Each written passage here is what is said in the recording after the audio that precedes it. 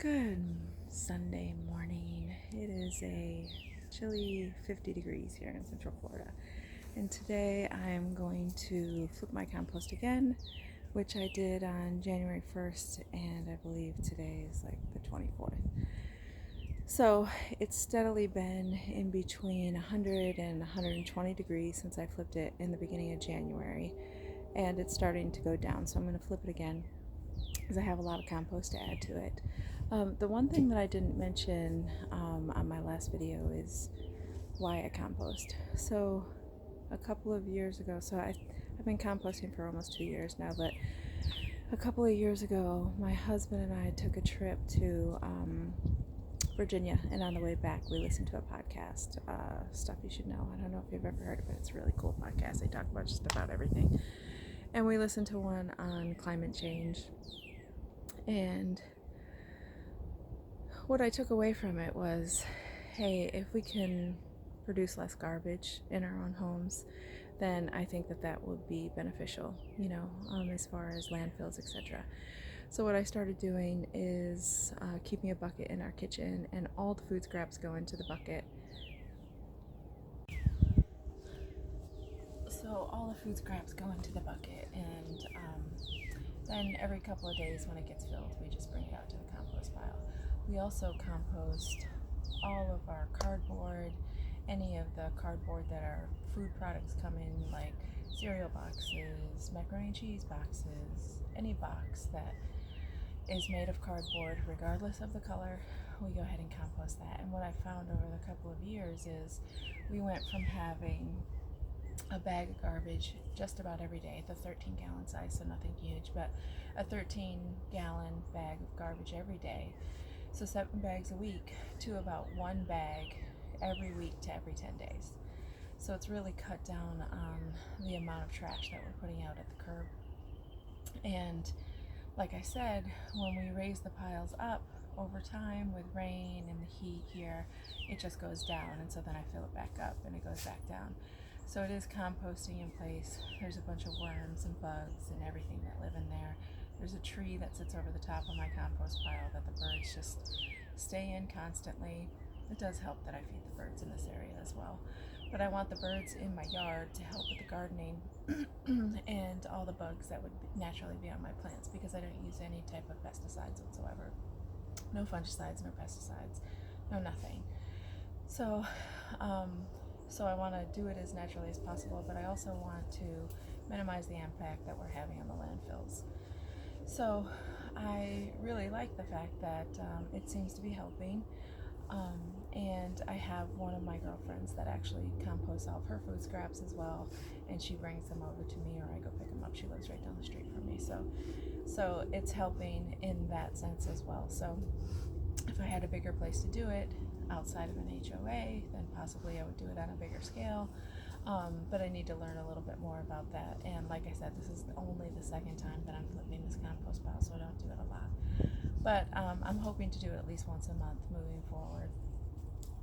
The other thing that I'm going to do today is set up another worm bin.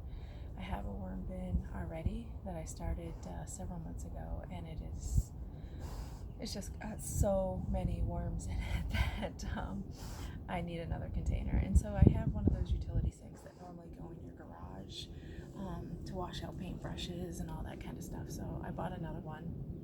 I'm going to put some compost in the bottom of that. I put screens down. The great thing about those utility sinks is that they already have the drainage holes. So I use the water and urine and everything that comes out of the worm bin, and I put that on some of my other plants that have, fungal issues or anything like that. I put a little molasses in there, stir it around for 24 hours, and then I put it in the plants that need, special care, that have bugs or whatever. So that's what I'm going to do today. I'm going to flip my compost pile.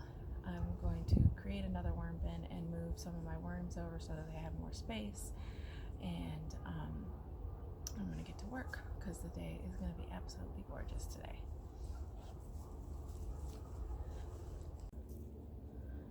So my dog is really, really interested in what's inside this compost pile.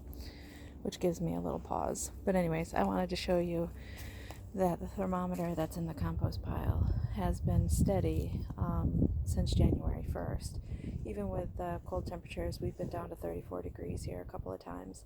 And like I said this morning, it's only 50 degrees outside, but the compost is a little over 100. It's been up to 120, and I check it every other day because I do add to it pretty often. Two other things that I wanted to point out that I didn't mention on the last video when I flipped this is how I hold these two pieces of wire together, so they really aren't held by anything except the extra piece of the wire. I just flip it so that it holds itself in place. So I'm going to undo these and then start moving the compost pile. The other thing I wanted to show you was what I move the compost pile with. Edible Acres is one of the channels that I follow, and he uses a manure fork to do his chicken composting every day. And I was going to use a shovel, and I went out and bought one of these things, and since then I've had a load of wood chips come in, and I've replaced some of the wood chips that I took out of here before. And man, moving that truckload of wood chips to the backyard from the driveway was so much easier with one of these manure forks. So if you are fortunate enough to be able to use Get Chip Drop to get some wood chips from your local arborists, I would highly recommend getting a pitchfork or a manure fork, whatever you can find, to be able to move those. They're much easier than a shovel. So here are the food scraps from Tammy that I'm going to add to my compost pile. I put the cardboard boxes down already, and this is the little compost container that I keep in my kitchen that I empty every other day. And it's literally just a cake top on top of a regular bowl, kitchen bowl, and I just put all the food scraps in there and then cover it so that I don't get a ton of flies, fruit flies in my kitchen, and empty it every other day. So I'm going to go ahead and get started. I'm going to put all the food scraps on the bottom and then move the compost over on top of that. And I'm going to set up the wire from the beginning this time, I believe. Don't mind my dogs in the background. They are being crazy. They're hardly ever allowed in this part of the yard because it's fenced off where they can't get in.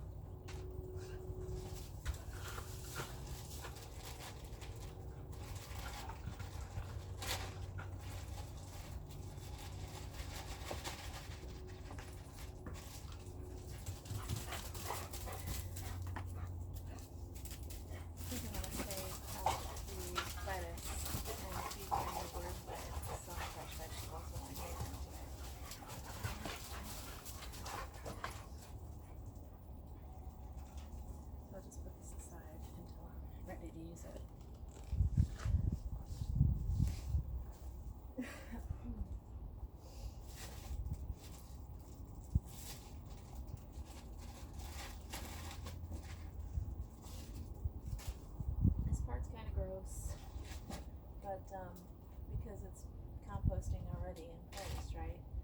But you can always wash your hands, it's no big deal.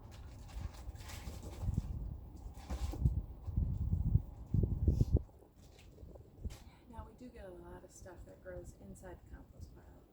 Like on the other side, we've got some beets growing, potatoes grow in this pile, onions, a bunch of different stuff grows.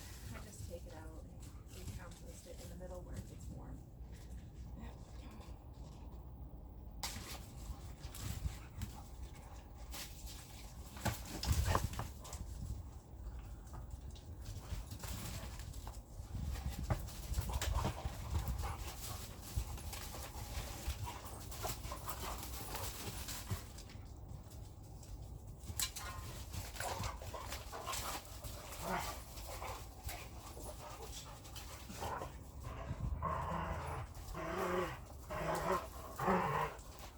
Benny, be nice.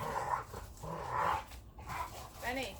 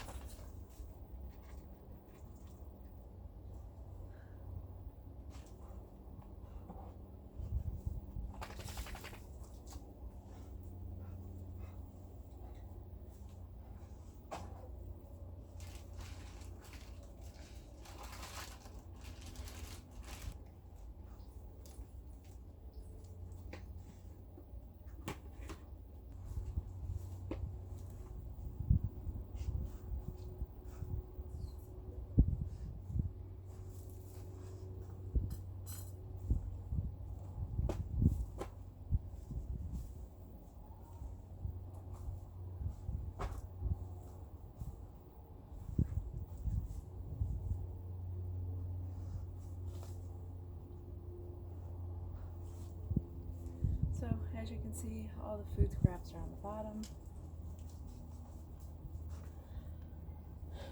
Charlie's checking that out to see if it's something he wants to eat. Char, get out of there.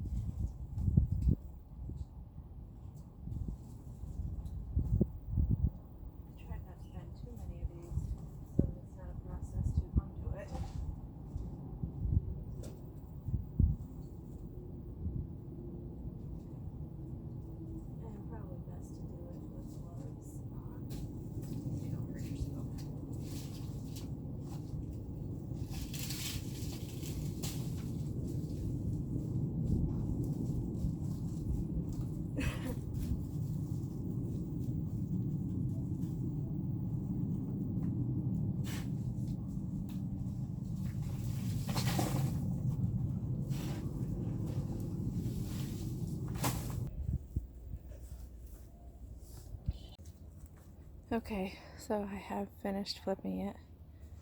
My dogs didn't find any mice today. They're a little disappointed.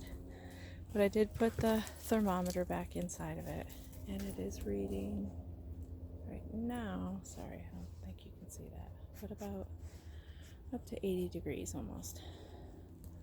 I did water it down a couple of times as I flipped it. This time there was no smell anywhere in the pile, so adding all the wood chips last time really did seem to work. Like I said, my dogs are really interested in something, but I didn't see anything move out of there. Since I'm going to flip it a little more frequently now, I'm not going to put the wire back around it. I'm just going to leave that off and try and flip it, like I said, at least once a month, but maybe every other weekend. It's a really overcast, windy day. It's January 30th, Thursday, I just wanted to bring you out here for a second and show you, since I moved the compost pile the other day, the temperature is now reading about 142 degrees. It was 80 degrees when I moved it the other day. 100 before I started moving it, but 80 degrees once I moved it, and now it's up to 140. Okay, so these are the supplies that you need, or the supplies that I use anyways for my worm bins. I have a utility sink that I bought at Home Depot. Inside the utility sink are the legs that come with it, so if you buy one of those, make sure you get the legs, unless you want to keep it on the ground. They have a hole in them. This is why I like them, is they already have a hole in it for drainage. So I just put some screening on top of the hole so that the worms stay inside, and they will automatically, the drippings will automatically go into the bucket that I place underneath it. I bought a new bucket to go underneath it. I bought the screens, these little strainers that are meant for the kitchen. They're perfect to fit in the holes there. And I bought one bag of cow manure from Home Depot. This is about $2, I think. So overall you can get it relatively inexpensive and easy. You don't have to drill, there's no screwing, there's no screwdrivers, nothing needed. You just put everything together and then dump the worms in after you put the compost in. So I'll show you how to do that after I put the utility sink's legs together. So I flipped the utility sink over and have installed one of the legs. Let me just show you how easy this is. Okay, so there's little grooves that they sit right inside, and that's it. You just press down and that's it. You don't even need a hammer or a mallet or anything. It's just easy enough to do with your bare hands. So I'll do this corner over here. You just line them up and push it down and you're done. It's really that simple. It takes just a couple seconds to put this together. Now the kit does come with drains and things that you can use to hook this to a wall, so it's much more stable if you're actually going to use it indoors as what it's meant to be, a utility sink in your garage or your laundry room or whatever, but it works perfectly fine for a worm bin as well. So the strainers that I have come in 3 different sizes: large, medium, and small. I keep the medium and the small one together and just put it right in there. Then I take the large and just put it over the top. And I'm literally just going to pour the dirt over the top of this and then move some worms in there. It's as easy as that. I've already put the bucket underneath. Oh, so I put my worm bins on plywood because my ground is never level because of all the wood chips that I use. So to make it somewhat level, I put the wood chips and then the plywood and then the bucket, and then place the bin on top of it. Now I've put in the lettuce that I set aside, and I took a couple scoopfuls of the worms out of the other bin and I've put them in here. You can see there's so many worms in here. You're doing a great job. I'm going to take some of the worm castings out of the other one and put them in some of my... So here is the finished project of setting up the extra worm bin. As you can see, it's on the 2x4s and the bucket's underneath it. I just put a piece of wood and a tarp over the top. That way some air gets in, but no animals like raccoons or birds or whatever can get in there and eat the worms.